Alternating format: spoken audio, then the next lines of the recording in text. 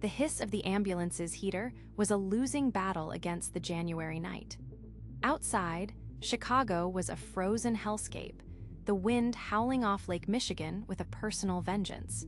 For Liam O'Connell, it was the 23rd hour of a 24-hour shift, and his soul felt as brittle as the ice glazing the windshield.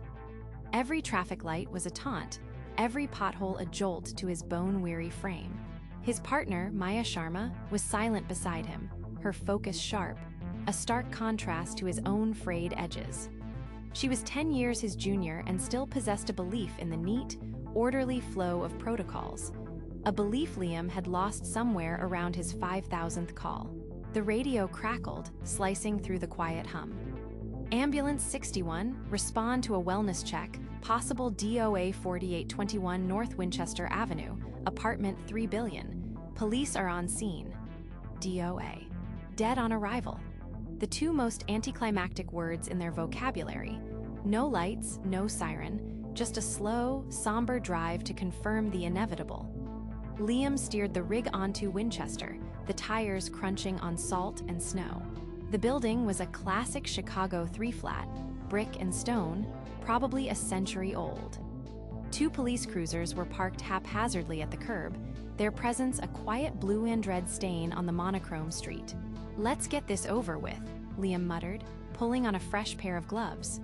The cold hit him like a physical blow as he stepped out, a gasp-stealing, lung-freezing cold. They trudged up 3 flights of creaking stairs, their gear bags banging against the railings.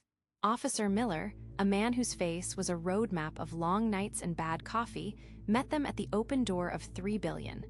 "Hey, guys, in here." The apartment was small and surprisingly tidy.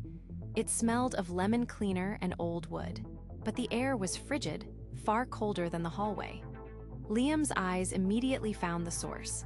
A window next to a small, neatly made bed was cracked open, letting in a steady draft of Arctic air.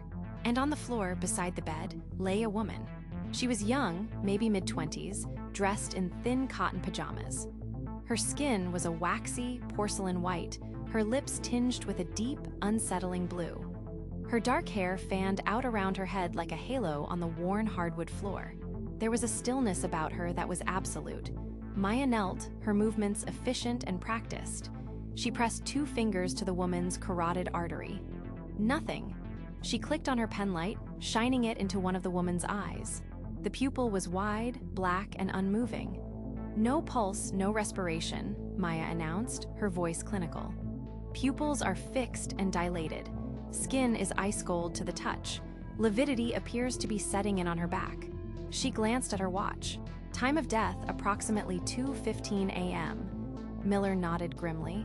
"That's what we figured. The ME is on the way, just needed you to officially pronounce." But Liam hadn't moved. He was staring at the open window, at the fine layer of frost that had crept across the sill and onto the floorboards. He knelt opposite Maya, his gloved hand hovering over the woman's arm before he touched it. It was like touching a marble statue. Cold, but it was a penetrating, wet cold, not the room temperature finality he was used to. "The window," Liam said, his voice low. "How long has it been open?" "No idea," Miller shrugged. "Neighbor downstairs heard a thump a couple hours ago, but didn't think anything of it. Landlord let us in for the wellness check." "Hypothermia can mimic death," Liam stated, more to himself than anyone else. "It can slow the metabolism to almost nothing, preserves the brain." Maya looked at him, her brow furrowed. "Liam, look at her. Fixed pupils, lividity. She's gone. Protocol is clear." "To hell with protocol," he shot back, a spark of defiance cutting through his fatigue. "The cold changes everything. We're not calling this, not yet." He looked at Maya, his eyes pleading. "Get the monitor on her. Now, I'm starting compressions." Maya hesitated for a fraction of a second, a silent argument passing between them. Then, she nodded and moved to the gear bag. Miller and his partner exchanged a skeptical look, but stayed out of the way. Liam positioned his hands on the woman's sternum. He took a deep breath and pushed. There was a sickening, soft crackle of cartilage and ribs. It was a sound he'd heard 1,000 times, but it never got easier. He pushed again, finding the rhythm. 1 and 2 and 3, the room filled with the grim metronome of his efforts, the only sound besides the humming of the feeble space heater and the relentless wind outside. Maya worked fast, slapping pads on the woman's chest and turning on the monitor. A perfectly flat green line appeared on the screen, accompanied by a single monotonous tone. Asystole, the absence of life displayed in digital clarity. Still asystole, Liam, Maya said after a minute, her voice tight as she struggled to establish an IV in a cold, collapsed vein. Liam didn't answer. He just kept pumping, sweat beading on his forehead despite the chill. The minutes stretched into an eternity. 5, 7, 10. Liam, it's been over 10 minutes, Maya said gently. Protocol, one more round, he grunted, his arms burning. He was working on pure instinct now, a stubborn refusal to let the flat line have the final say. He pushed through another 30 compressions. As he leaned back to let Maya ventilate, his eyes were locked on the monitor. The green line flickered. It wasn't a beat. It was a chaotic, jagged spasm, a tremor of electricity in a heart that had been silent. VFib, Liam yelled, the word exploding from his chest. Adrenaline, pure and hot, surged through him, erasing all exhaustion. We have VFib, charged to 200. Maya's eyes went wide. She fumbled for the defibrillator buttons, her professional cool momentarily shattered. The machine began to whine, a high-pitched sound that filled the tiny, silent room with a sudden, desperate hope. Charging, charged. Clear, Liam yelled, pulling his hands back. He pressed the shock button. The woman's body arched violently off the floor in a single, convulsive jolt, then fell back with a heavy thud. Every eye in the room, Liam's, Maya's, the two cops, snapped to the monitor. The chaotic scrawl of ventricular fibrillation was gone. In its place was a slow, unsteady, but organized rhythm. Beep, beep, beep. A fragile, thready pulse, but it was there. Silence descended on the room, thick with disbelief. Officer Miller let out a breath he didn't realize he'd been holding. Maya stared at Liam, her expression a mixture of pure awe and utter shock. "My God, Liam," she whispered, "you actually did it." The rhythmic, fragile beep of the cardiac monitor sliced through the stunned silence of the room. It was slow, dangerously so, but it was undeniably there.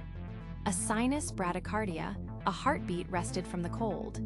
Liam's own heart pounded in his ears, a frantic counterpoint to the patient's tenuous rhythm. He stared at the green line on the screen, a delicate dance of life that felt more like a ghost than a certainty. Maya stood frozen for a beat, her eyes wide, locked on the monitor.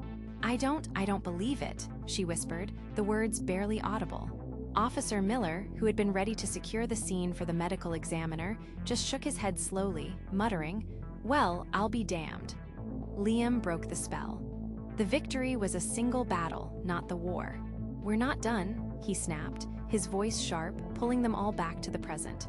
"She's hanging on by a thread. Maya, I need a second large-bore IV now. Let's get another bag of warm saline ready to push. Miller, can you and your partner give us a hand with the backboard? We need to move 5 minutes ago." The apartment transformed into a blur of frantic, purposeful motion.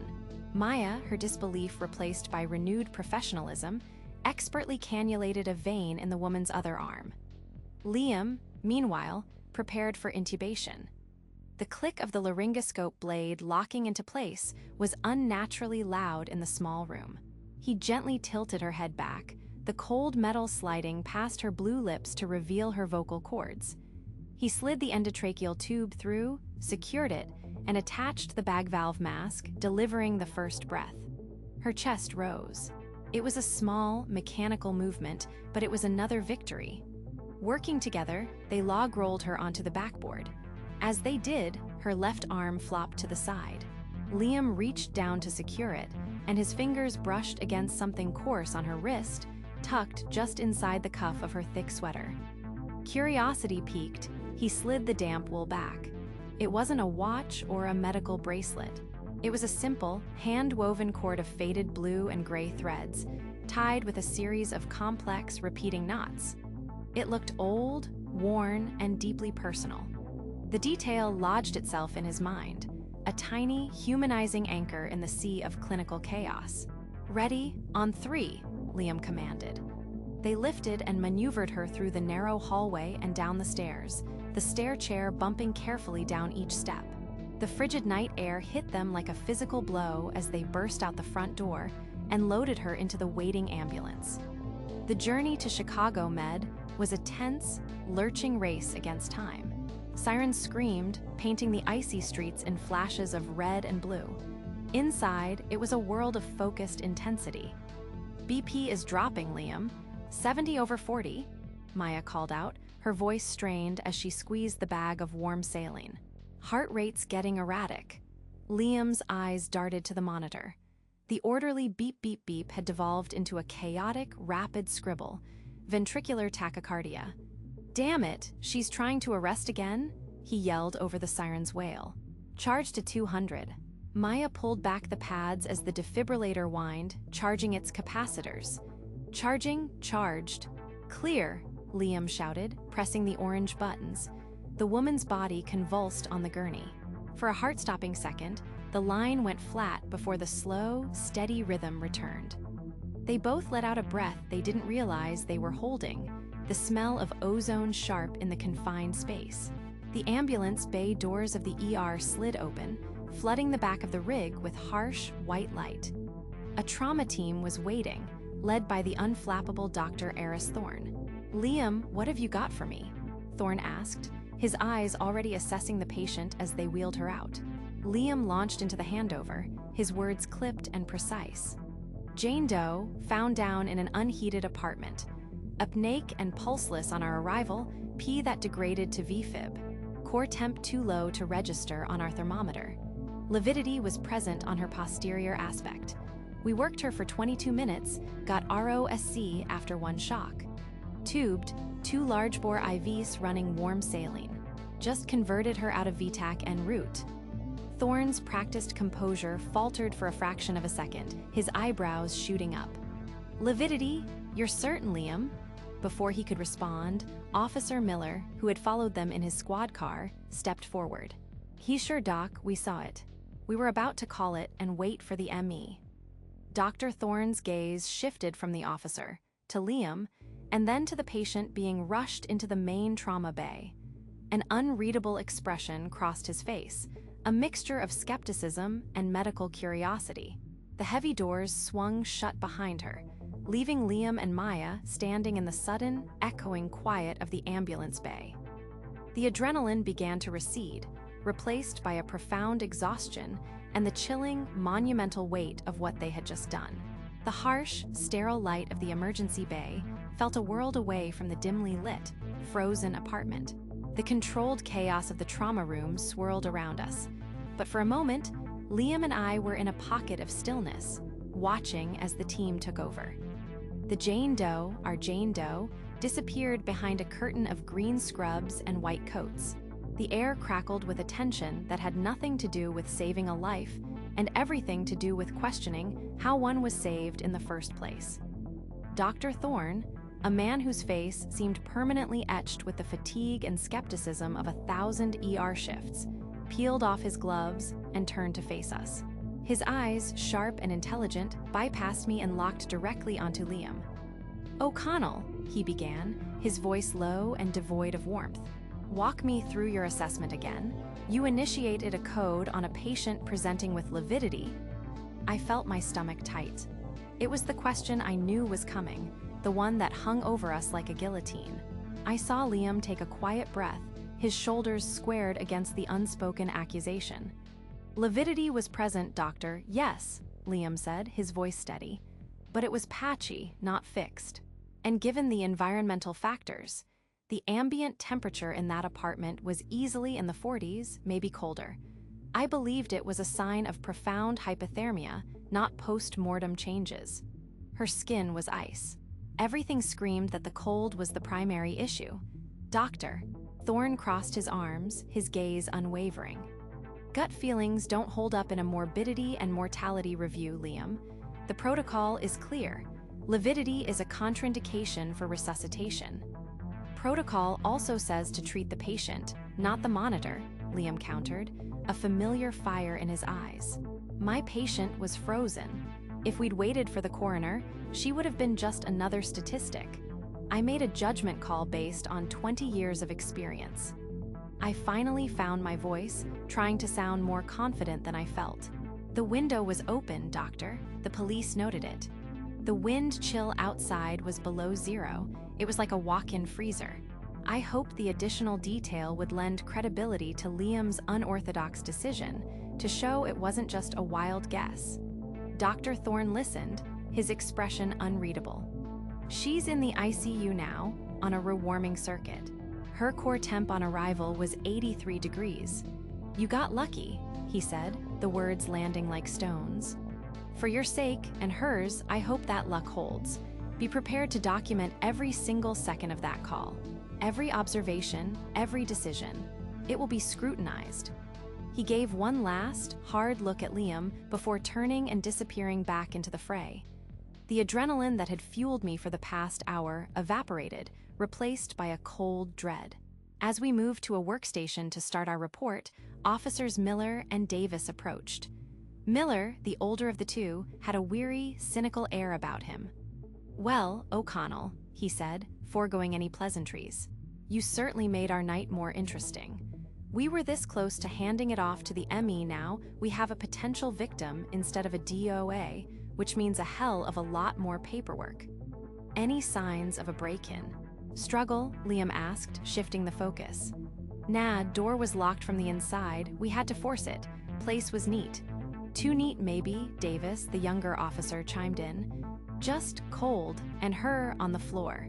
"We'll need your formal statements down at the precinct tomorrow," Miller stated. "Try to remember anything at all, that felt off." As they walked away, the weight of it all pressed down on Liam. It wasn't just his medical license on the line anymore.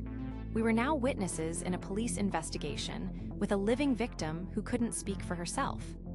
Meanwhile, upstairs in the hushed quiet of the ICU, a nurse named Sarah was methodically working on the Jane Doe.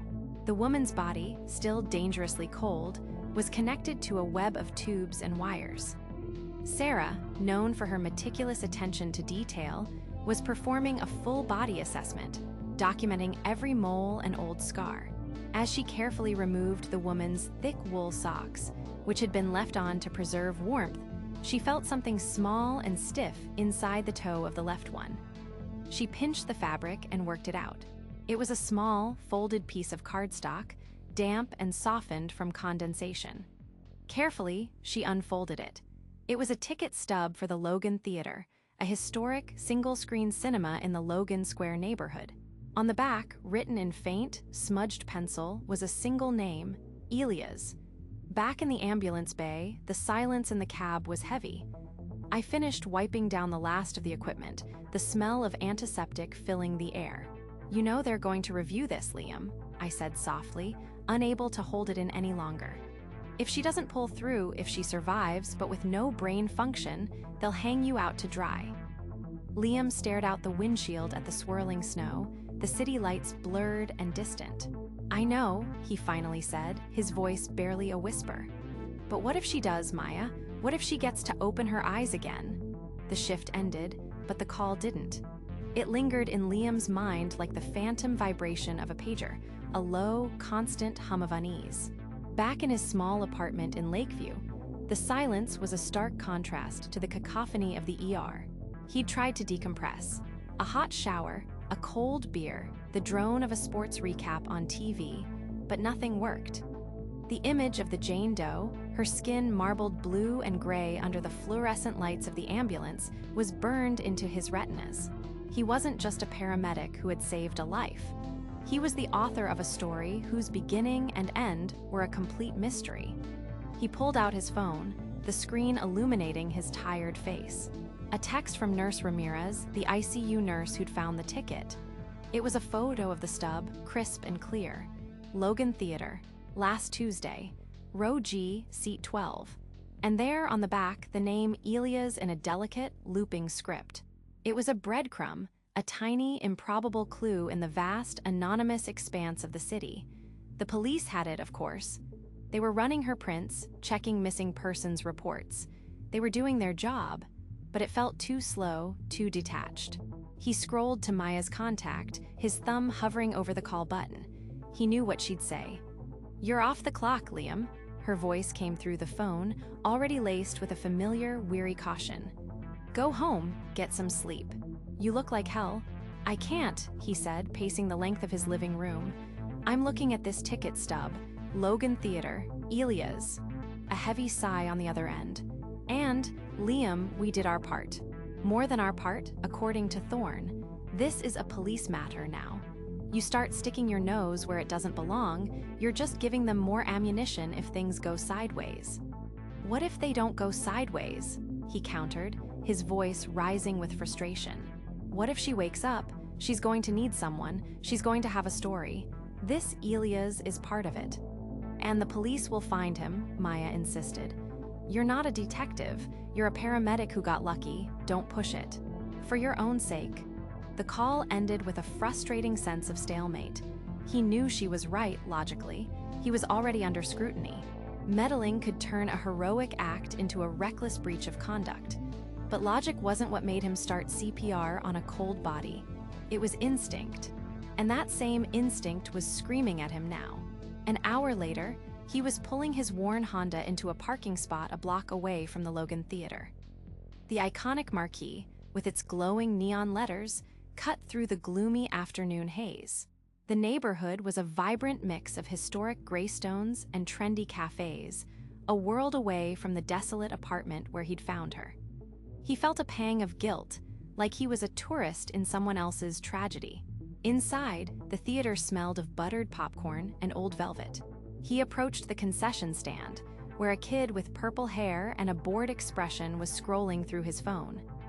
"Excuse me," Liam began, holding up his phone with the picture of the stub.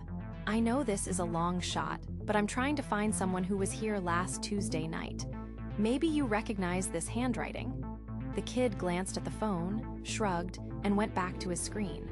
"Dude, we sell hundreds of these a night. I don't know." Frustrated, Liam asked to speak to a manager. A woman in her 40s with a tired but kind face emerged from a back office. She listened patiently, her eyes studying the photo. "Elia's," she murmured, tapping her chin. "The name doesn't ring a bell. And the girl, do you have a picture of her?" "She's in the hospital. Unidentified," Liam said, the words feeling heavy and inadequate. The manager's expression softened with sympathy. "I'm sorry, I wish I could help. We have security cameras, but the footage from last week would have already been recorded over. And with the masks, it's hard to get a clear look at anyone these days. I'll ask the other staff, but I wouldn't get your hopes up." He left the theater feeling defeated, the Chicago wind biting at his face. Maya's words echoed in his head. "You're not a detective. Maybe she was right. Maybe this was a fool's errand." He was about to get back in his car when his phone buzzed. It was another text from Nurse Ramirez. "Small update. Don't tell anyone I told you. We were testing cranial nerve responses. Asked her to squeeze my hand if she could hear me. Got a flicker, a definite, repeatable twitch in her index finger. It's not much, but it's something. You didn't just save her heart, Liam. I think you saved her mind, too." Liam stopped dead on the sidewalk, reading the message again. A flicker, a twitch. It was the smallest sign, a barely perceptible signal from the abyss, but to Liam, it was a thunderclap. It was validation. It was hope. He looked up, the gray sky seeming a little less oppressive. He looked back at the glowing marquee of the Logan Theater. The trail might have gone cold here, but it wasn't the end. He wouldn't let it be. Somewhere in this city, Elia's was out there, and Liam was going to find him. The text message burned on Liam's phone screen, a tiny beacon in the gloom of his apartment. She responded to a stimulus. It's small, but it's real. He hadn't been able to sleep. The adrenaline from the call, the confrontation with Thorne, the dead end at the theater. It all churned within him, a toxic cocktail of exhaustion and restless energy. The city lights of Chicago painted soft, blurry strokes against his window, each one a story he couldn't know. But one story, Jane Doe's, had taken root in his mind. He sat at his small kitchen table, laptop open, the glow illuminating his tired face. The Logan Theater lead was cold, but the name Elias was all he had left.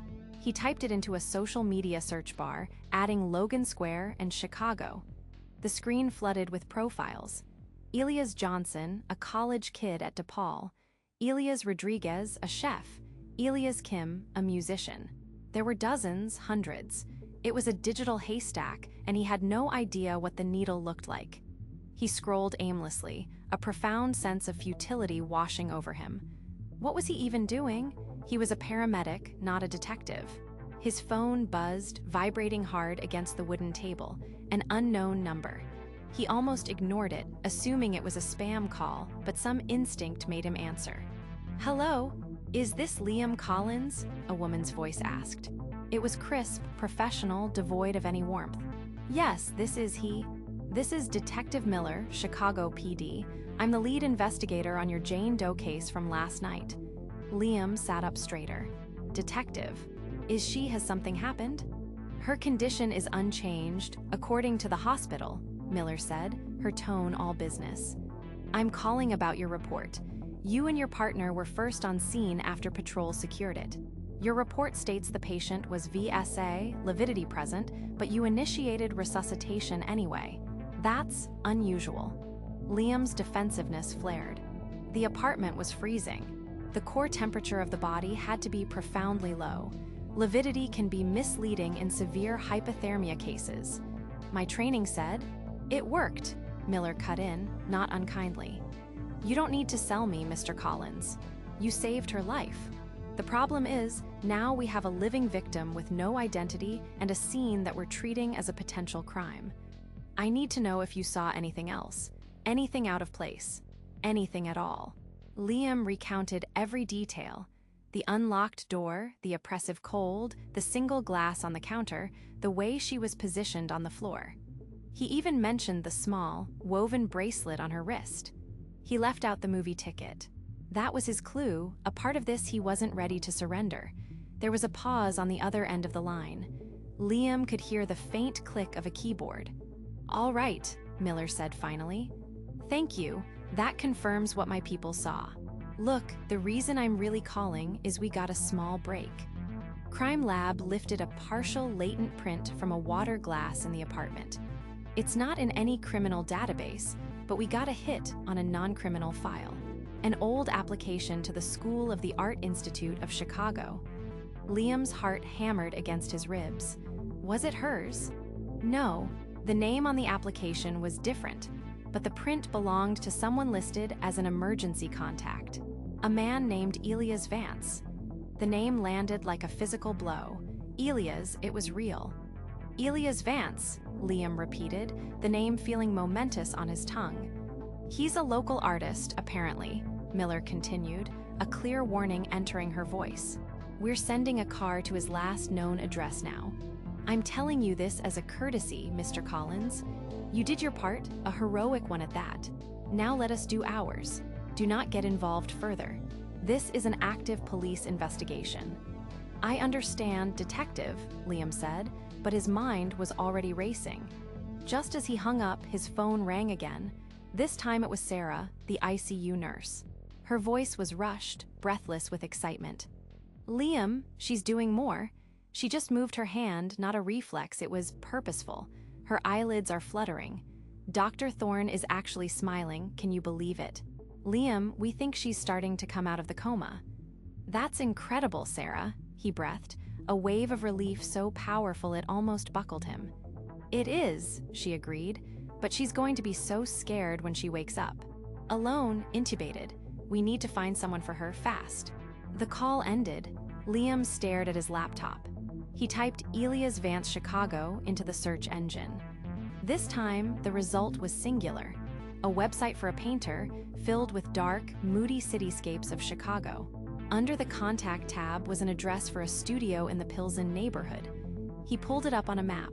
It wasn't far. Detective Miller's words, "Do not get involved," echoed in his head.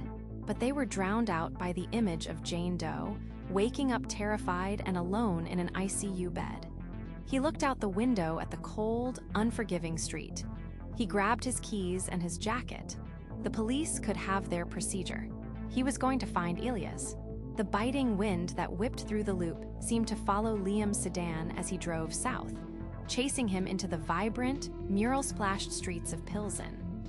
The neighborhood pulsed with a different energy, a creative, raw heartbeat that felt a world away from the sterile corridors of the hospital or the cold anonymity of downtown.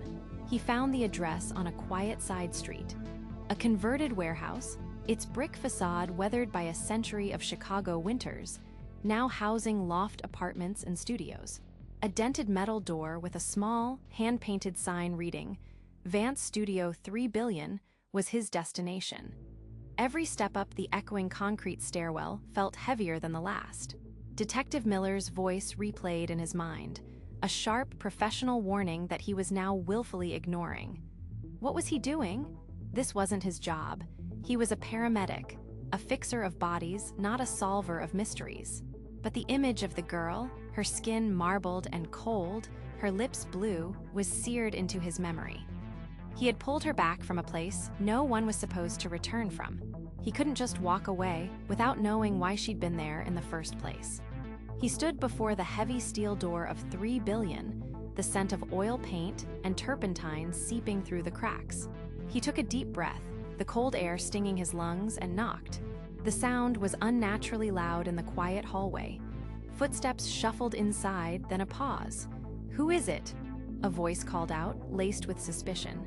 "My name is Liam," he said, trying to keep his voice steady and non-threatening. "I need to talk to you about a woman. A friend of yours, I think." Another long pause. The metallic click of a deadbolt being unlocked echoed, and the door opened a few inches, held by a security chain. A man peered out, his eyes wide and bloodshot, set in a pale face framed by tangled dark hair. He looked to be in his late 20s, wearing a paint-smeared sweatshirt. This had to be Elias Vance. "I don't know what you're talking about," Elias said, his voice tight. "Go away." "She was found last night," Liam pressed, planting a hand on the door to keep it from closing, "in an apartment on the north side. She was nearly gone. She was wearing a hand-woven bracelet, blue and gray threads." Liam was gambling that this detail, something the news wouldn't have, would be his key. Elias' guarded expression shattered. The color drained from his face, replaced by a ghastly, horrified pallor. His hand trembled as he fumbled with the chain. "Clara," he breathed, the name a ghost of a sound. He swung the door open. Liam stepped into a cavernous studio. Massive, half-finished canvases leaned against the walls, depicting chaotic, beautiful cityscapes. The air was thick with the smell of his work, but underneath it was the stale scent of fear and sleepless nights. An unmade mattress lay on a low platform in one corner, and empty coffee mugs littered every available surface. Is she okay?" Elias asked, his voice cracking as he stumbled back, running a hand through his already messy hair. "They wouldn't tell me anything. I called the hospitals, but without a name, I didn't know what to do. I was so scared." "Her name is Clara," Liam confirmed softly. Elias nodded, his eyes welling up. Clara Hayes. "What happened? Please, you have to tell me." Liam recounted the story, keeping the medical details brief but not shying away from the severity of it. He described finding her, the cold, the fight to bring her back. As he spoke, Elias sank onto a rickety stool, his head in his hands. "It's my fault," he choked out, his shoulders shaking. "It's all my fault. We had a fight. A stupid, meaningless fight about a painting. About me being too focused on my work and not on her. She said she needed air."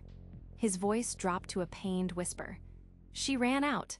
I was angry, I let her go. She didn't even grab her coat. It was so cold. I waited, thinking she'd be back in 5 minutes, cooled off. But she wasn't." He looked up at Liam, his face a mask of guilt. "I went out looking for her.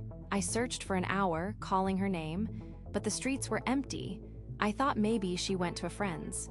I didn't want to call the police, to make it all bigger than it was. I just kept waiting. God, I'm so stupid." "The apartment where we found her," Liam asked gently, "was it a friend's?" Elias shook his head, confused. "No, I don't know anyone in that building. She must have just been looking for somewhere warm." An unlocked door. The implication hung heavy in the air, a random, desperate act that had almost cost Clara her life. "She's alive, Elias," Liam said, his tone firm but compassionate. "She's fighting, and right now she needs you. The police need to know who she is. You need to go to the hospital." Elias looked terrified, but a flicker of resolve appeared in his eyes. He nodded slowly. "Okay, yes, I need to see her." He stood up, unsteady on his feet. Just as he took a step towards the door, Liam's phone buzzed in his pocket, a harsh, demanding sound that cut through the emotionally charged silence of the studio. He pulled it out. The screen lit up with a name that made his stomach clench: Detective Miller. "Don't move, Liam." Detective Miller's voice was like ice through the phone, sharp and utterly devoid of warmth. "I know where you are. Stay with Vance. We're on our way." The line went dead before he could respond. Liam lowered his phone, the weight of his decision crashing down on him. Across the paint-splattered studio, Elias Vance looked up, his face a mask of fragile hope and terror. "Was that the police?" Liam confirmed, his voice steady despite the adrenaline coursing through him. "They're coming, but we're going to the hospital first. Right now, Clara needs you." For a moment, fear threatened to swallow Elias whole. But Liam's words, the mention of her name, anchored him. He nodded, a single, jerky motion, and grabbed his keys. The drive to Chicago Med was a blur of traffic lights and tense silence. Elias gripped the steering wheel so hard his knuckles were white, his gaze fixed on the road, his mind clearly a million miles away in an ICU room. They pulled into the emergency bay just as a navy blue sedan screeched to a halt behind them. Detective Miller stepped out, her expression unreadable. She was flanked by another officer, but her eyes were locked on Liam. "You had one job, paramedic," she said, her voice low and tight. "Stay out of it. You just turned a potential witness into a flight risk and contaminated my crime scene." "There was no crime," Liam said, standing his ground. "Just a scared man who made a mistake. He was coming to you. I was just giving him a ride." Miller's gaze flickered to Elias, who looked like he might collapse. She let out a frustrated sigh, running a hand over her face. "Go," she said, her voice softer now, laced with weariness. "Go see her. We'll talk afterward." She nodded to the officer. "Escort him to Clara Hayes' room." Inside, the sterile scent of the hospital was overwhelming. Liam saw Maya standing near the nurse's station, her arms crossed. Her expression was a complex mix of anger, worry, and grudging relief. He walked over to her as Elias was led down the hall. "You're an idiot, Liam," she said, not unkindly. "A reckless, protocol-shattering idiot." She's awake, talking, asking for him," Maya admitted. She shook her head. "You got lucky. This time." The unspoken sentiment hung in the air. Don't ever do it again. But the tension between them had finally broken. He saw respect in her eyes, and that was enough. They watched as Elias paused at the door to Clara's room, a uniformed officer standing discreetly nearby. He took a deep, shuddering breath and stepped inside. Clara was propped up in bed, looking pale and fragile, an IV line taped to her arm. But her eyes were open and clear. When she saw Elias, they filled with tears. "Eli," she whispered, her voice hoarse. He rushed to her bedside, collapsing into the chair and taking her hand. Sobs racked his body, apologies spilling from his lips in a choked, incoherent stream. "I'm so sorry, Clara. I thought I was so scared. I'm so sorry." She squeezed his hand weakly, a faint smile touching her lips. "It was a stupid fight," she said, her voice growing stronger. "About a movie, so stupid." She took a breath. "I slammed the door and it locked. My phone, my keys, everything was inside. I was so angry, so proud, I figured you'd open the door in a few minutes. Then I sat on the steps and it got so cold. I just fell asleep." Her simple explanation filled the room, washing away all the dark possibilities. It wasn't malice or violence. It was a mundane argument, a moment of pride, and a tragic, nearly fatal accident. Detective Miller, who had been listening from the doorway, made a small note in her pad and quietly backed away, her case effectively closed. Elias pressed her hand to his cheek, his tears now ones of pure relief. The guilt that had been crushing him was finally lifting, replaced by the profound gratitude of a second chance. Liam watched them for a moment longer, a quiet sense of completion settling over him.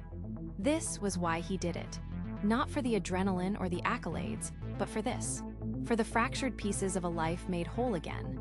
An hour later, as the first hints of dawn painted the Chicago sky in shades of gray and pink, Liam stepped out of the hospital. The freezing air felt clean, sharp. He'd received a formal warning from Miller, a dressing down that was more for the record than anything else. His job was safe. He looked up at the towering buildings, the city waking up to a new day. For the first time in a long time, the weariness he felt wasn't from burnout. It was the satisfying exhaustion that comes after a long, hard-fought battle has been won. He hadn't just saved a life. He had restored a connection, pulling two people back from the brink of a tragedy born from a simple, human mistake. He took a deep breath, the cold air filling his lungs, and started the walk home.